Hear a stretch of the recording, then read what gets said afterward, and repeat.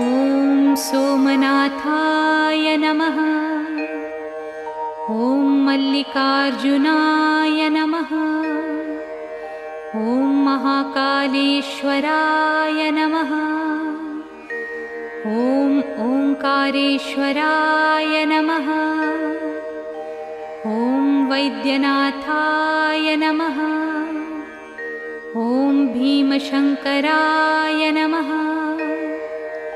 ॐ रामेश्वराय नमः।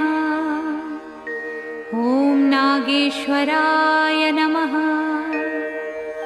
ॐ विश्वेश्वराय नमः।